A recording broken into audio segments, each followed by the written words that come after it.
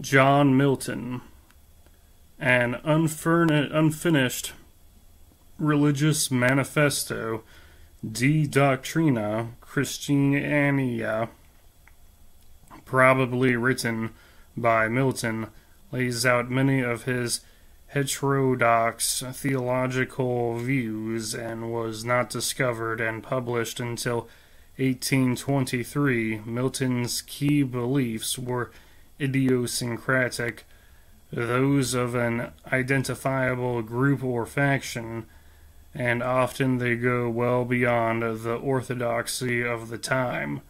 Their tone, however, stemmed from the Puritan emphasis on the centrality and inviolability of conscience.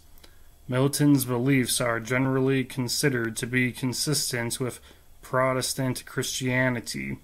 The idea of monism or animist materialism, the notion that a single material substance, which is animate, self-active, and free, composes everything in the universe, from stones and trees and bodies to minds, souls, angels, and God. Milton devised this position to avoid the mind-body dualism of Plato and Descartes, as well as the mechanistic determinism of Hobbes. The De Doctrina, where he denies the dual natures of man and argues for a theory of creation ex deo. Milton was a passionately individual Christian humanist poet. 17th century English Puritanism.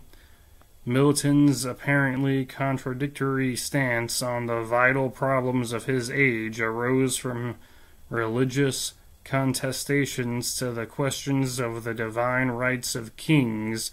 In both the cases, he seems in control, taking stock of the situation arising from the polarization of the English society on religious and political lines.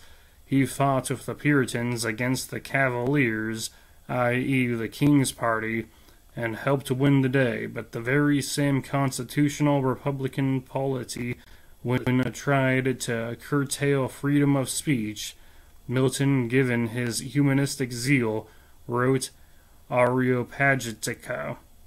In 1649-54, in the aftermath of the execution of Charles I, and in polemic justification of the regicide and the existing parliamentarian regime, then in 1659-60, he foresaw the Restoration. With Locke, as with Milton, Republican and contraction conceptions of political freedom join hands in common opposition to the disengaged and passive subjection offered by absolutionists such as Hobbes and Robert Filmer. Milton was neither a clergyman nor a theologian, however. Theology, and particularly English Calvinism, formed the palette on which John Milton created his greatest thoughts. John Milton wrestled with great doctrines of the Church amidst the theological crosswinds of his age. The great poet was undoubtedly Reformed. Milton had been Roman Catholic.